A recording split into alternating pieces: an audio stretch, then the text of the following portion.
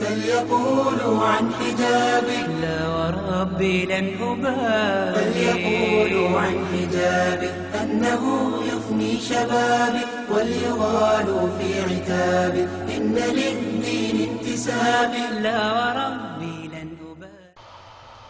أعوذ بالله من الشيطان الرجيم. بسم الله الرحمن الرحيم. الحمد لله نعمده ونستعينه ونستغفره ونتوب إليه، ونعوذ بالله من شرور أنفسنا ومن سيئات أعمالنا. من يهده الله فهو المهتدي، ومن يضلل فلن تجد له وليا مرشدا. ونشهد أن لا إله إلا الله، ونشهد أن سيدنا وحبيبنا نبينا محمد صلى الله عليه وسلم. أما بعد، السلام عليكم ورحمة الله تعالى وبركاته. دم بكتنتمبا ديسا سيدان دي بنجو نوجي أسافر تان نوتريبو كانوا أسافر واري نوجي سيدنا محمد صلى الله عليه وسلم نوجي بكرة في الكوالي سو كنا فرق دي فوكاية بياني يا دي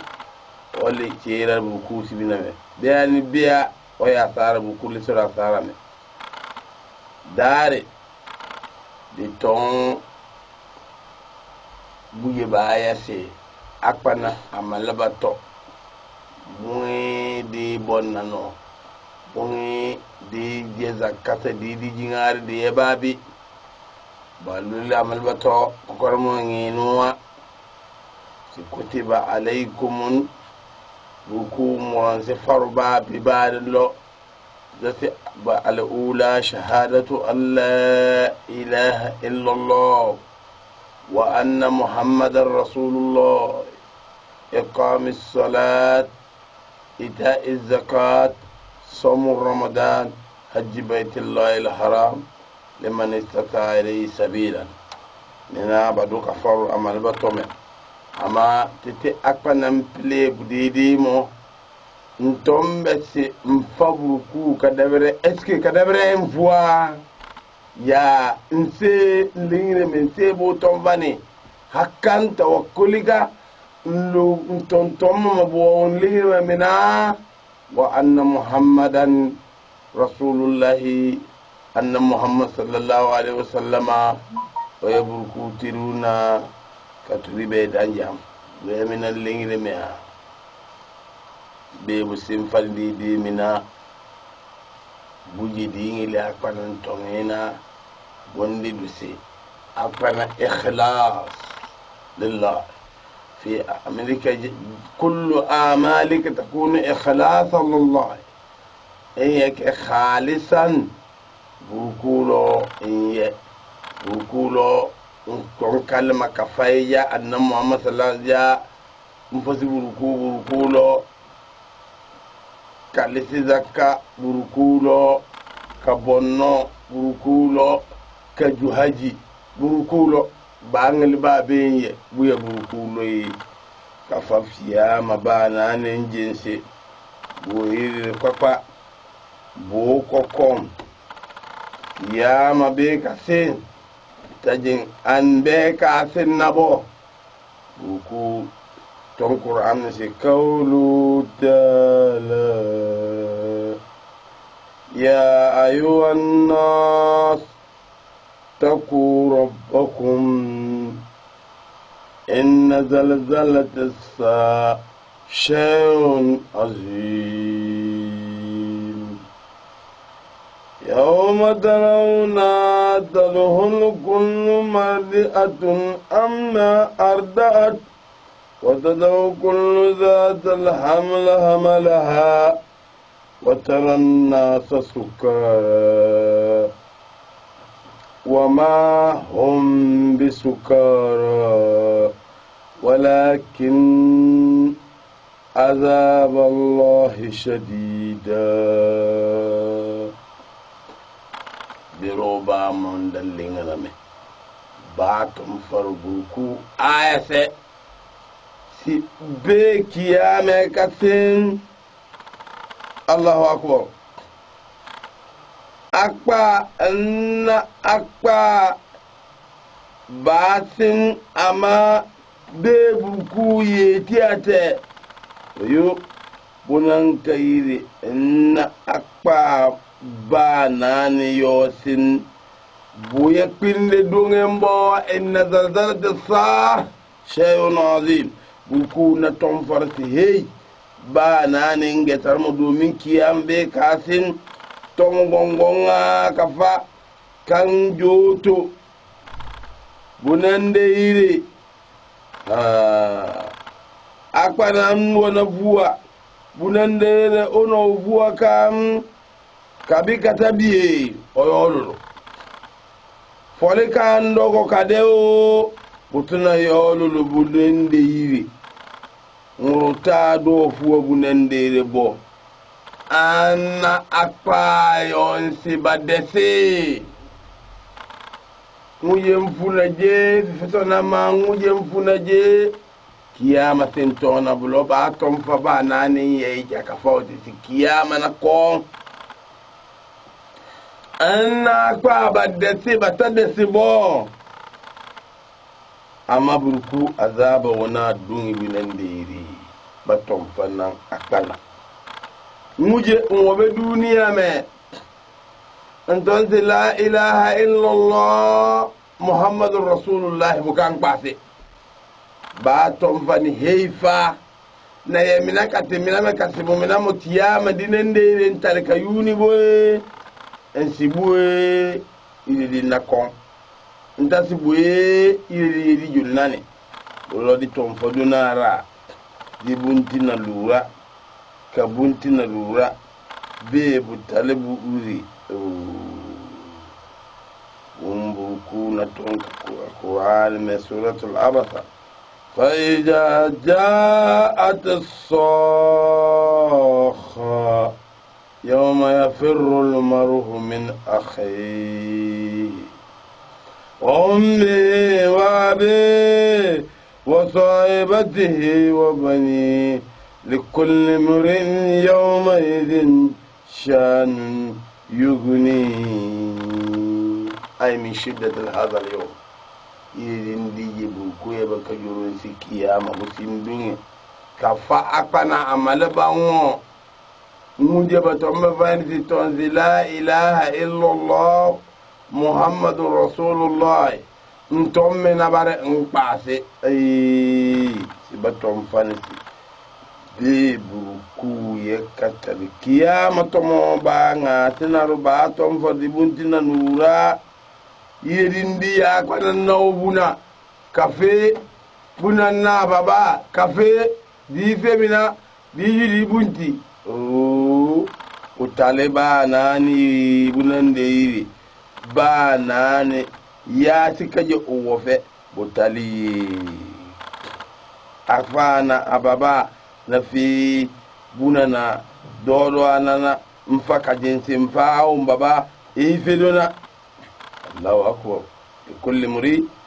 shan nuguni domin mi bunande yiri shani dan ya sati di sabila duniya na buruku jurun turkiya mamo butaliri ay min shiddati dhalika al-yawm banan yufi rodifi kadin nadati buruku na tonfal يا أيها الناس اتقوا ربكم واشوا يوما لا تجزي والد عن ولده ولا مولود هو جازي عن والده شيئا إن وعد الله حق فلا تغرنكم حياة الدنيا ولا يغرنكم بالله غرور Allahu akbar uku kairu de ya lolomba kairu bai de ya tuman lolonga kafadanti uku ayata naman ka tumfanti ya ayuhan nas ame bambaje yebe asunsi yamba taku rabbakum ay ingam amaburuku wa yawman la tajzi walidin an waladihi ay buledin dije buruku sense akpana ngurta fitunguru buruto bebu kiyama sembare butalebu nandere bana ne na nafsi nafsi nguru bempili kakke nguru tomo kadesinge bunandere se buruku wala mauludun wajazi an waladihi koko ayba don sibuna o ngali olo baba kakine buruma bo shayan babun nandiri inna wa'dallahi haqqu buruku alkawla kasanzibe kayeja ay fala taghurrannakum hayatud dunya wala yaghurrannakum billahi gharur bina melen siru diye katanna danti buruku kaya sara boyi ba ton fana akana amal bango umbuntina lura untontom la ilaha illallah boyeja muhammad rasulullah bo oya fanija ne yendu fuba agba bada bambo kele buku bowo bolo ba ko na fanda aya te ba woleni buje boyebe duniya tomo yela kale kajente yenge ndunge nyenge watasabuna hayyinan wa inda allahi azim ya sisi bukange so bute tomo bo kabuku jam tomo gongonga buku yelci aywa kalci ayru dijimbuye boyabeja kafuija kali ro batan kabuku tayre rubo ka ton fa ba nanin buntuna rura kawe kajimbuje wiriri ولذلك يقول الله سبحانه وتعالى يا أيها الذين آمنوا لا يسخر قوم من قوم عسى أن يكونوا خيرا منهم ولا نساء من نساء عسى أن يكونوا خيرا منهن ولا تلمزوا أنفسكم ولا تنابزوا بالألقاب بئس اسم الفسوق بعد الإيمان ومن لم يتب فأولئك هم الظالمون والعياذ بالله عن الظلم الله أكبر والعياذ بالله على الظلم بكون ندور ظالم تشمكم بياني بيا oye zalimici bo zalimici boni bo akpana na pili akpana ka yauti zalimici be yakpa yenti kumba ton farse dibuntina lura dambe de fabeja la yasahar qaumun min qaumin na yensa niye bare muye bare that means barwe bana pa muera o gese ngumo bare ko yu o me bare beje batanna bo o yebe siya o yebe sekinda bo se o gebe batatala mo o felna be to mo me o yebe mina dambe di yebe na mo di be yemina boyi di be yemina bo buruku be ba akwane te ngwa ngana to ngeli je te ngwa ta ba du la de yemina bo no mimbelo buruku pili benti buruku si asa an yakunu khairan minhun ay akwa bambajinan na yebe enge basabata kebu batayebu robo busuku si bulo kanna to mina ka pili berin si beja bu ko kaburu toni bananye lolonga yo na se baye akpa lolomba na mo mberin si akpa ndodonga bulobu ku binaro si ba na ni ngurun na sa o mo ngurun si ngonke aw addini me be mu wana kaki sina yayi se ni wato inye buye ye faiti se nge so munyi ta o tamfi akarin sibino yabo buruku binadam amal bakamene wala talmizu anfusakum ay lam wato akwana ko la oye no on bula yin yin tasbe yomo oye no ngo taala in yayi wato kunna buronti in digin nan tuna in songe in wole ngorsi wonan gai gawobe wato nta naugi mabo buku tonse amal ba ngongu tonse la ilaha illallah taya mina buyi be yamina butte amal ba to nabo buku nawlda addini me be amal ba ngongu tonse la ilaha illallah muhammadur rasulullah mana lahu hadha kullu buku inna salata tanaha anil fashai wal munkar akana be mfati buku ngiri buye buye bete tenga kata ntannabo dinabo tannani ntannabu be akana be uyemna ojense uye afare wala tanabazu bil alqab didina keretirana didu nangaje di tangili akana o tangili de bo in yayi o tomfan so tangili yiri buku fabe be muhammadu ba fayya muhammadu mbe ya muhammadu bo ndu yayre da ban buku si dinna yemina bo amal ba ngota yemina bo nkere de ka fango da ban munana ton o ya ni yayde utangeli in yabo buku bi anna muhammad sallallahu alaihi wasallam bi wala tanabadu bil alqab bi sa ismul fusuq bo kayre din di teye la londe bo di tamma na lo lonka bo yire din tete de die utuna tika tafe bo uton su tangeli mbe yai ay badal iman ay bada qawlukum la ilaha illa allah insan la alayka wala taqum fi hadha bada qawluka la ilaha illa allah muhammad rasulullah sallallahu alaihi wasallam wa buku bengana akala nam kala akana kadoi ba o ya yire diji itangale ton su tangali badal iman bada ma amantum billahi yen buku kafale buku ndun nantuna inye siya buku be o man lam yatub dani o tali yasikanbo wa ni ya o tali yasikanbo fa ulaika humuz zalimun balam ba pa ba zalim ci akpa be ani dia bon o talengana bo o jense o ye zalim ci akala be ba zulum yase melense akpana pimbe bu yimo tangeli bundi o hakki aw onto yeyi aw basensi o kwende lekadi yeyi mona kota zulum inshallah tadum nafsaka يوم لا ينفع الظالمون معذرتهم ولهم سوء الدار يدين ديجي لبطالي يدين ديجي الظالم تبقى بايقوا الظالم وبين يفبه amfani bada na sani kaye ba wi buku jansi aw buku e kai azaba tete ka dunande wodi ton faduna dibina rura akwana malba hu utamen sina ya fan nan tunan ngaje utangali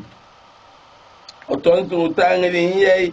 aw yayi cuta kare le wala yayi cuta oton fan sai akwana malba hu buku beti ديدنا توتي يا أيها الذين آمنوا اجتنبوا كثيرا من الظن إن بعد الظن إثم ولا تجسسوا ولا يغتب بعضكم بعضا أيحب أحدكم أن يأكل لحم أخيه ميتا فكرهتموه واتقوا الله إن الله تواب رحيم الله أكبر بكون تنفعل تدينهم بكو هو تواب رحيم وأيضا في بعض الآيات إن الله شديد العقاب أنا بتنفعنا ونجي إن ياسمو وآية في أمام من أبو كأي شديد العقاب بابا ينفعني في بنا أكنا ملبانو أمالبانو أني فازني ما بيبعث زني أكنا منوية تمردين لا بالكوبي بعد ظن إن بعد ظن إثم يا شيء لا تظن أحد بالسوء zannu bil khair ala ba'dikum ba wato bumanse de mensi na duna pinne bi ba wala lomo na mensi na du mugo nton da otade ya dolo buna katamu burku be burku ton se be diari ta anaduna kamensi na duna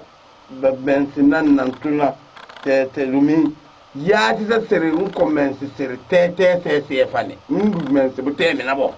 ulo burku ton fane se in la kare inna ba'da dhanni ismu wato domin bijira buku na tonki bu kase bu yeta to tankar me akpana nyen bu ye pin la buwa bu ye tete bo wa tete ga kafani inna ba'da dhanni ismu wala tajassasu sidina kwatimo tajassus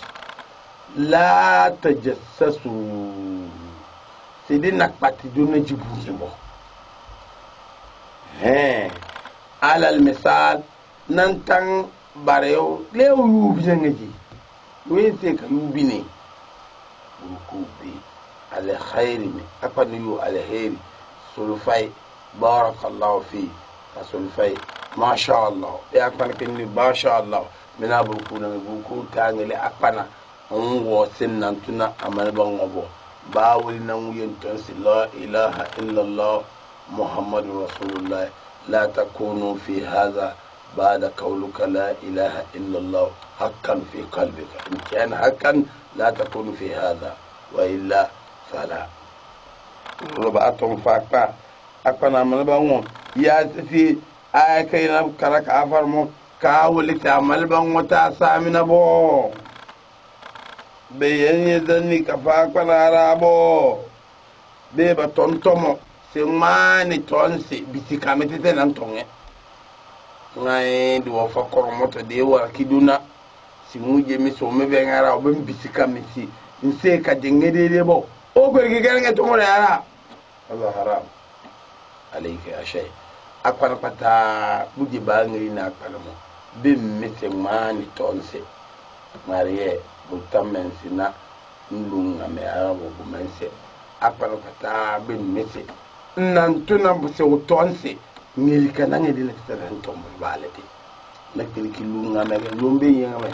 nga ko e fan tete do mimi be bu tenta ko le na ubunga ko le nan seye nan do akira do bu men se akana malbangu mbuntina tura o go saarame be patin nan tuna ndeli tete so ama bu ko si enquête ba yake kage sa akana munna ya kuna da ba amana yeye ntunta santai ngiri ye chutawo ay wala yaktabadukum ba'da na to dangu dan tumare ya ta akana yo go o keramo to maka sense pereteme si o yese o ka butamina bo italunga mebo ama e tontomo o ware no kubi akwana ma won na oyese won yese e tontomo wale duku si dinna tontomo du na wale bayani na muri tonga o tomo ka to nan to wale o jinsi kiyama ona si ofete ko fetete na duku yele duku be wala yaktoba kumbala ayuhu wa aluka yakul la ma khekhe mayita si engeli amangor ma oto onantuna nantoa simomea to sebo oto nantoa bukamtuno otomea bukube utamense nanguru ntense nguru tomo otombu ka utanange ana ababinaro akpana kwata mense batanke ingili yentomo enje se matonga mangan menge momo magenge tete butega baadea unkulikilu won yansia irisa eto tomo akam butemi na bo won no yenge uyentonga buku bina malbangu muye to la ilaha illa allah wa muhammadur rasulullah kasindidi nobata mana lahu alaina ala hada buku kalo sifa amal bangu kata ne muri di tondu na tomo wala sun si akon ton di ton di tane tabi si di warke wiye bu ku bebe wo di to nan to wari fakare to mo ay be akpanangi o ya pa na mo se babbe ne batom pay ti bu ku be annabi be butuku be annabi wata men sinamina bo akpana malbango nato onantu nananto bo kubi surune na don tete bo kalisi de akpalo lomba kataro lomba me de akpale pinde babisi banato onanto akambuto nabo bumbu kuna tonfa aya ambamina belo katon inna allaha tawwabur rahim واتقوا الله في هذا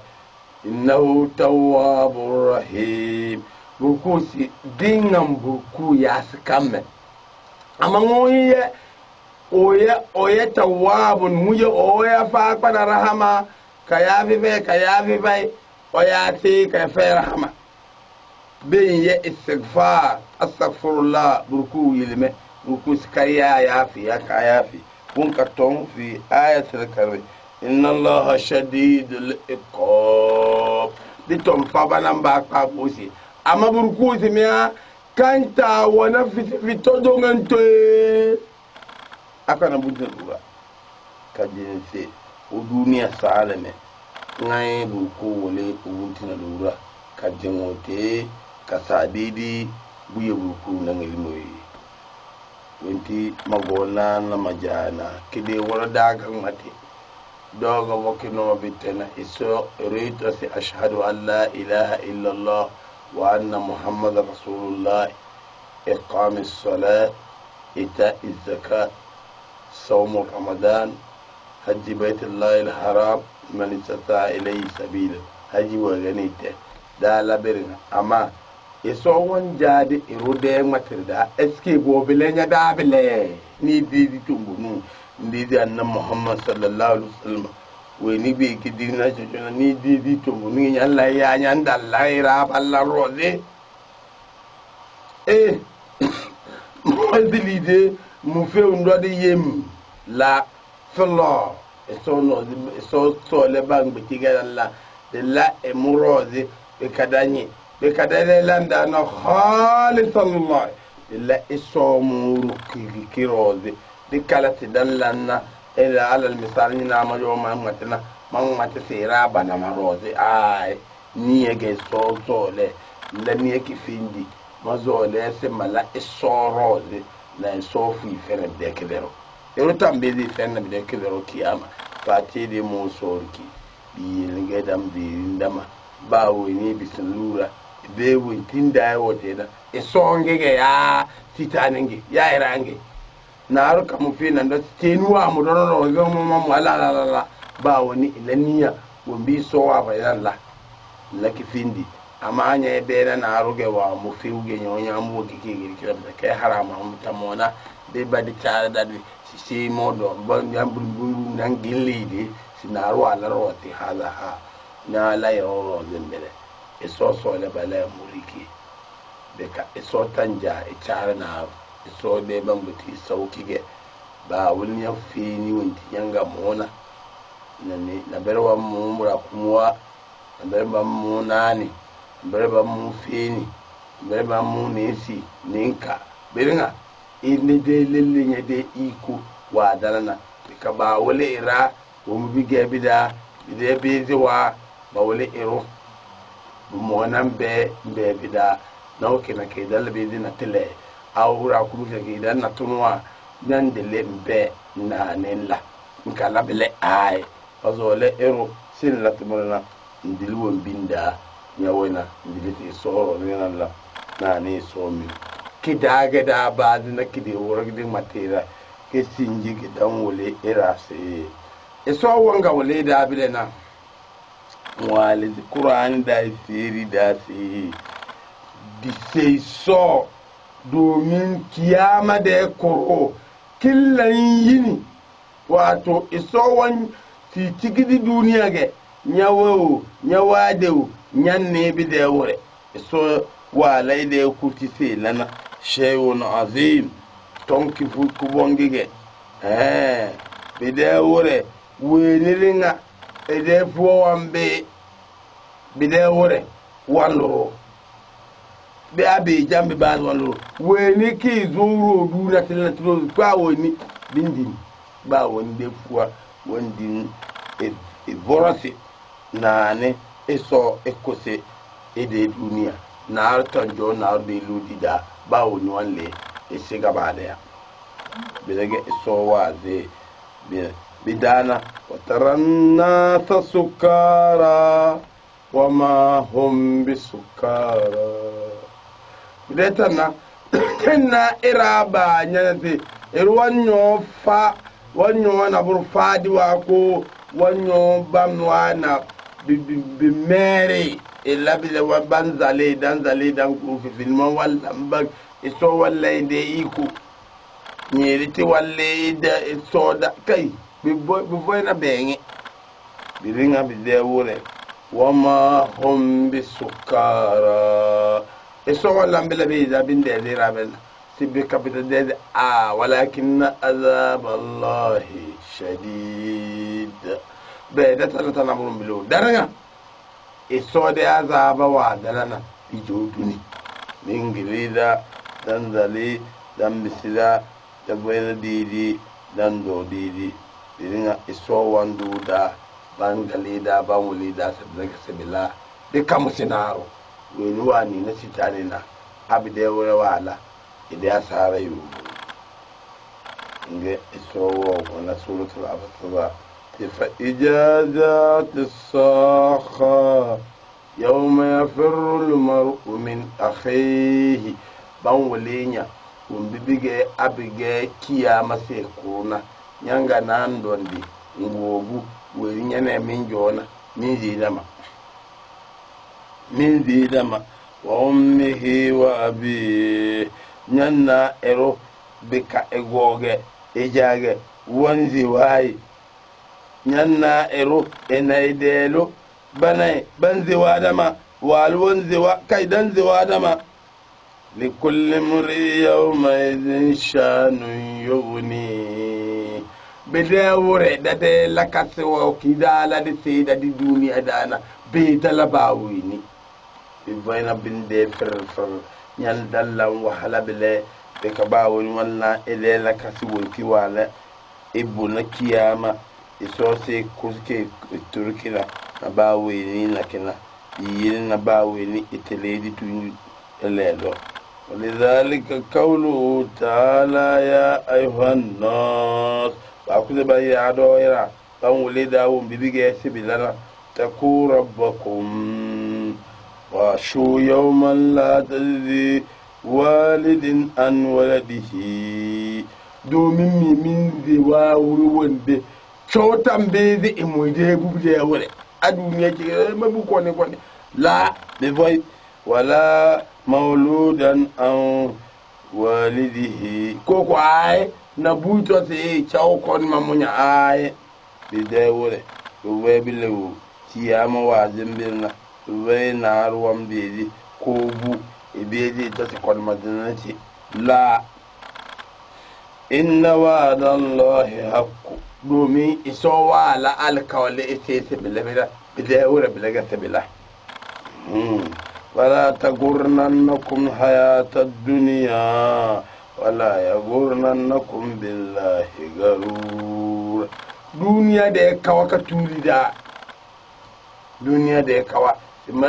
من جاجي مزولتي من مادو من لاندو من ديجي مابيسي من يودو كاي بيلغدان نينا بيلي سودي ني باو بيلغي سووم بي رينداتي دي كاني نتيلي كيو كياما غغيرنغو bilinga bindem wala ya gorna billahi darur de kayili isode bangbati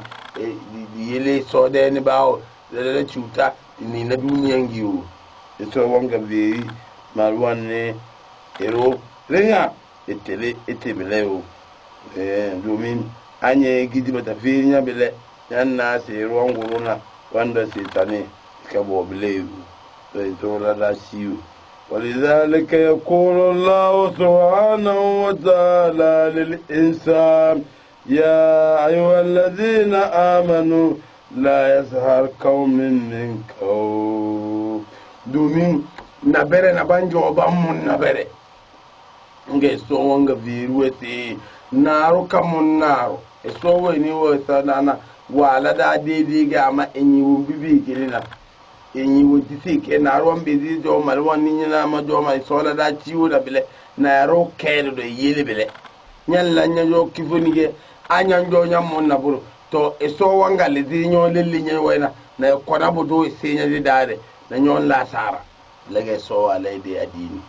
yili na duniya da yuda bangbati da naru kamun na se mamande ai kala naru si anyandire ba woni wo wi ne dige dumi da ta fele tabuwa arwa ze rundu zinnage wannan de bangbati inta setana kamun naru kala naru siya baro balan na bere siya ala da batanya na naru alu naru benena na dudu wo to ba mo cheni se esosi malwan nutallairo malwan bele itamo na lela lama bele do mimi do so wawli da se asa ayakunu khairan minhum bimbe dibila woni nyamu tinjina ciri nyawade elewo esosi bele bo ngo bele bele duniya da na ta mo na diraji ro malwan ne itamo na mo nyaro malwan ne nyan lay siyadere nyo nyanden ay wala talmizu anfusakum naberewe amazing ka wannari kendi tuku wan wuli keni bebe hada haramun alaina isowe dina malwanne kala irawo malwanne bile naru wannari tuku bebe ko pono be yende dan lambele sowe gidi isosi de kala da mabele anyu wi nyege nyaado la ilaha illa allah da muhammad rasulna ntamo nan jo like ana ro walla ba fewi udu yiri abita yiri walla gasara wi to we gidi wi so we gidi de kala da masiya wala tanabazu bil alqab min ayida wadan badama si baba yide na keri tanja so we gidi ka muhammad ke ban yayi muhammad ne yubi de dada yan bunyan yayi ide na keri ban on ki burutan jana do wana ide wa na keri wa rondi ne ko na su abile ide kan ma do na betakazo so gidi na ruwan zai ma men ba wasu bi na bata yubi de hada haram so gidi da nikle mu wadanga do ide wa bayanan ce ka bin na ne titani won dulinya ide yayi wa tenge mo na di da maya ya guti da jana wa da sona illa da gina kilikin buku da hada aljanna da yana ta mo na rugogo yahudi da yi da waya na aro kai la wanya wanzu su woyi da hada haram so gidi so gidi so tanja malwane ibu wanya na wal bita ismul fusuq iri on kiki ta kazona ke voyne kutulu na harna ban yayi da mu voyne ide na bi voyne kutulu fara de ba da iman ba simmige malwamba ni ba annan muhammad sallallahu alaihi wasallam tumbunu simmige malwamba na bitamona ila bilay kilda mayu bitamona malwanni idu o malwanni yide wuti takena nyanga yayi wengi di nyani usiyan yayi hada haramun alayka yo nyan lambelena ndirisi na la zalimci iso we gidibile iso tanja iso wala irwo baka ya maluna yiri be awi we wangi di wan yarana ay wa man lam yatub ulaika humuz zalimun wo bi gidiba na ba bi si zalimi wa ero itanja ide na kewa woni ne bi dati ide kina kide kutulu ta kazona yiri bitamona dallam nabere wallangi qur'an wa mate aru tallam qur'an tan mate dalili fi dama kawoni bisundura etilete ikazo na de zanista nandi ide hakki mi wegi ti tanja be nyanga mate ndele tinyala ta sare kelege so wangi dinada itellade itamona ero malwanne nduide den dinna ya wonde na be kayre tanja ndirikre ayo biba igidi ballambelena ba biti azzalimi ballan zalimci da mambele nya di zulumi nya yayi we gidi wannan nya gidi yayi da wanti tajana ndirikre tirana ito we gidi يا أيها الذين آمنوا اجتنبوا كثيرا من الظن وجد تقول يا أنا تروى على سيمو على نا نبلو شو بكذا تناي سيمو على نا لا كاسم بله كلك إسوم وليد أنيون جمال ونتمونا لا بله أرو على نبرو شا ندلي بدي نانين دوس نارو على نت نايم باينا أني نايم باي دما أنت نايم باي butamuna ndi chodam madete emwallanko emwalana dije tida gbay iso we gidibile ya annabada zanni ism domin la terwa de landa talige abita kay mugeni to kirege roda se zanni na kirwa madin na kidan madina ero bidabina ta kay be sosi di madin da makifindi zanna so itala amma zan la khairi so la lama imma zan dama kifindi kama zan dama mu awu titika kadona kama zan raw sai mu wallan ku ay wala tajassasu iso we gidido dan wo zidama yahudu na sara de la kasembele so wa ba ero dar dikina ti wuti lego buge o yuti ba bay هذا حرام بتمونا ببئرو نان ببئنا وان ميلك باق باي كده دبا اما بيم اسو ولا ايرو اسيار ديكنا نيان ووتي نان دلي وونتين داغي وي هذا حرام اسو غيدي بلا اسي توتي دو لدم لا ولا يكتب بعضكم بعضا كودي تشودي يوزينا دان ماتي دتوم دا لا كاسمبله سبيلغا ولا ايغا غيرغا ديسو هذا حرام علينا إسوسي بعد الإيمان ده إيمان ده أمتنا بتمونا ملواني إمتى إرو ملواني ده توم إورو دو بدل لامبلنا يليو لكاتكينجي إسوي نملواني ملواني رنغتا لامبلة أوالا نبوري ياي بوزي أي تنبيزي يلتي أما إكتوي دو بريتي دا la kasen bele dan mati bilage wala ay gege na didu di mati bi atige dan zum to lili da islam bele to lili da tamati mati dan dara tiliti bi jo har kiyama eto ta jenkele bilina tamona ero illa ero am malwan ne bele ayu ibwalukum an yakula lama akhihi mayita na jole ndo ngobu som be kayta se nyando nandu ne gobu de som nyando ita wato ita sita so we gidi jo nya se belege wallam abige erwa pisina lura wambe tanna kedane se blan Muhammad sallallahu alaihi wasallam na bere wa dena na ruwa la belege bi bi ya labte gesa ban yu ne ba wasi la do kha eto wala dona azimage wodo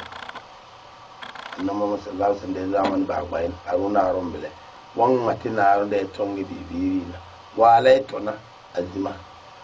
yilna dikkan mati da made tom de chare ro kawai yuri vorasero ese presidasi takazo wala do awala isuleso annabi Muhammad sallallahu alaihi wasallam amal wannan waye ce basuleso iso faisuti ko iso ile yili so bilage iso so na do bilage malwan bana da jona nan dama dika jodan dini dama dan du dama iso wo gidi ya buru do ibodi jo ka zo beke fakare to wani wallan bele na bagi dinai in kala bele lakifindi bile da matina dama anar wallan nar ba yayi ba fi ikala wattaqullah bekadi sei so iso le emuri siri ba ta wonti yalla nan di wai so ni de lamda bang betiza nam ges iso wo do ba kala do nan di nyire domin nya lambe iso so le wi ni wanzi wa muna inna allaha tawwabur rahim emu ke cenduge arrahimi bilaga wallanda aramana ne da aljanna ruwini iringa wallan la kasbi davina bambiri ci iyil ila tuba nyina da ngwatuluna channe bida lebida anya le ndan lambele nyale ama isosi inna allaha ama mu tawwabun rahim emu wallan tuba ka wallan rama ni wa la tuba na si tuba ne woni wa la tuba ngana tu isoso wa mo de tuba de bitaketana aw so ba oke iso o gidi tuba do batan da muna be tuba o mabo do duniya da hale do wani bidara ballan la kasage wosi wo woni ele lelle bisu wanzale na to tuba wa za wa de tuba fai amale don bonde isoso wa bani bawo yan mezin la tuba to watan suwa tungunungi tuba tuodo tuba wa na kerewa nya ngate bu tonna se nya ga na mberi ti ma ngate nya de tomdo nyodo do som anyo do de som nyen le di firi chema to abdu di ti wonje nya ta tin kiyama se me la yina tamona ero to won ate de to war e wora se woro nyodo de som wo e venana endelete andal ci ciyama min landiwo kire kitan jam faci di nyale zalim cikin na nyale di zalim ciki lanna Allah la yadhlim misqal dharra domin iso ita lan cuta ba ci ko bige ba bi jones kamar yina iso won bi ribuduna da ku ka de lekila kida emu ke we ni wan jeruge abge nyala tuballe bunna brunna ne ngati be de ina bi de iso cela ngai ama bito won wole ira on baba jo gunde mo yudonna aya wa dirra inna allaha shadid al-iqab te blege e modo do mona e wona doni won ki wallan ero azaba ki fe ki do donina kiyama asbala ero azaba so e kawulda iso lilda iso de azaba duniya de azaba nan yuri halbilin te iso ngi yena malwan nerenga banja dinye de banguti dindi di anya ngati kalma dola di fu kalma kendel nan to mode do la ilaha illa allah do ti wuna rufa fa ce mu sona to di sembele stumbunu iso rikige nar fati muso di fu belade babi na bo wan jare da di wi so de ni bawo di kafu li zafiko alfa ba bamba do na da na bambo kewana bo fokena ne nya di la mo padnuni mbeso alfa bo ge iso de rana biru ba da ba gwadna no ne so da kelege so le di sinnai di kasin nanaro di kabulle bambo ko wana bambi wadi dare bo bida ne na yunya dina trenga wa mutamona e musulmi wala mbelew alu ko abalu anyo woni nyan lambele na eta kemal waniyo nyaale annam muhammad sallallahu alaihi wasallam de ne bawole nyena le dasendina nengo ko ciyama ndelebele yine ne sola la ciwo dan zuru dan dilida ma iso serida do makra iso ila la bil hal alladhi dikatne so dage umbadan zuwa aljanna dikaili miyo mbameni ne so la dar ngable domin iso wa mati so asi wala tanabazu bil alqa de dika de la de bitakai wala lele do si de kamunda mana tamona eroy monarsi mo magil ceni domin ta tarodina iso yedi tedidi domin da lalle sidela sai wuri wanda da ga mate kalma da na iso dangatina ele malaika ala so idi da si da de da ramiwo mande tan wazu dem man din ce masulu da didi na mande tam kana ko se kala wanti dan zuluna radio da ce bemba baba jote badama da e konde na mai so si ba woni lafiya ifa ba woni wanti siti da yi wannan kuncina kare dan zulo so sina ba woni iku ba wanda bukata ba wani wanjade alfa wani wangon wallan wajudu na so fa kidin ifa dan kidin e sai da lafiya na hande bezid ladidi lafiya kai na koyo so fa da lafiya bikara da ustaz yulu weni iso wa da mana kai idan de wallan kokar wallan ituluba weni kunun ba ho kikin wani kallam ba wani ili na kira iso sai ustaz mu lafiya ikiti kire da iwuzu idu albarka bida wumba batan jayina iso law shiriya wasole wunti iso wa zai banyozina nyanda janna asaran bile ne so law shiriya dan zuruwe so sai zo bi law shiriya alfawa wumba banyoze banzu ballan wazu ne da balle balla na iraba simbala dina iso fara alfaba woni ide ladayu di fada wombiti di nyona itina dayu ikada de kukore ilale jannange iso le belabele amin summa amin iso dan dunya woni tingo la no yana iso ele dida no yada isi daranga didi wa sallallahu wa ali wa sahbi ajma'in assalamu alaikum wa rahmatullahi ta'ala wa barakatuh